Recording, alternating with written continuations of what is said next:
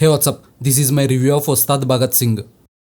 ఈ cinema plot ఏంటంటే తేరీ సినిమాకి గోరీ కట్టారు. తేరీ సినిమాని ఉన్నది ఉన్నట్లుగా తీసినా బాగుండేది. గబ్బర్ సింగ్ ఒకసారి హిట్ అయిందని ప్రతిసారి హిట్ అవ్వాలంటే కష్టం కదా. తేరీ సినిమాలో అమ్మాయిని రేప్ చేసినట్లు చూపించారు.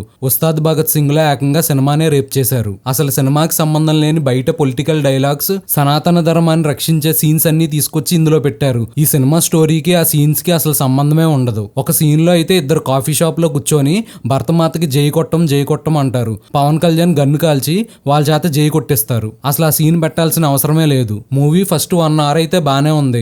ఆ తర్వాత ఒక పోలీస్ ట్విస్ట్ వస్తుంది. అక్కడి నుంచి కథ అటు ఇటు తిరిగి చివరికి బందర్ బస్ స్టాండ్ లో ల్యాండ్ అవుతుంది. సెకండ్ హాఫ్ లో ఏం చేయాలో తెలియక పవన్ కళ్యాణ్ గారి పాత పాటలు ఏ మనస్సే, ఖుషీలో స్పూన్ పడిపోయే సీన్స్ అవన్నీ పెట్టి కవర్ చేశారు. పవన్ కళ్యాణ్ గారి ఎంట్రన్స్ అయితే చాలా గమ్మత్తుగా ఉంటది. సీఎం కొడుకు పోలీస్ స్టేషన్ లో సిఐ వాళ్ళ వైఫ్ శారీ లాగుతా ఉంటాడు. అప్పుడు ఒక కానిస్టేబుల్ ఉస్తాద్ భగత్ సింగ్ ఫోన్ చేస్తాడు. ఉస్తాద్ భగత్ సింగ్ ఏమో ఎక్కడో ఫారెస్ట్ లో ఉంటాడు.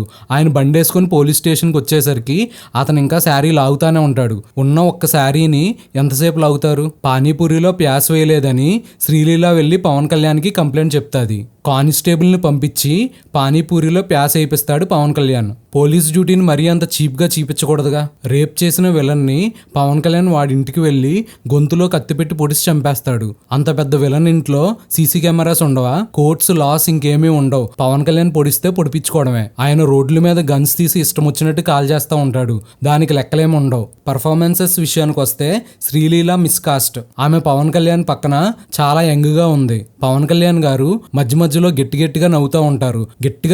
వెంటనే ఆపేస్తూ ఉంటారు. ఆ నవ్వు అసలు నవ్వులాగే ఉండదు. పోలీస్ స్టేషన్ లో విలన్ మీద పవన్ కళ్యాణ్ టెలిఫోన్ ఇసిరేస్తాడు.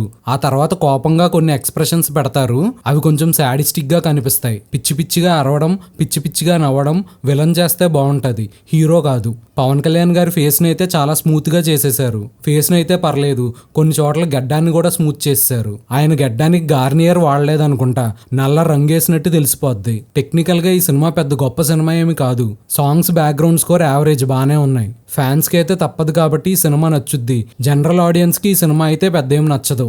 ఫైనల్ గా ఉస్తాద్ భగత్ సింగ్ కి నేను ఇచ్చే రేటింగ్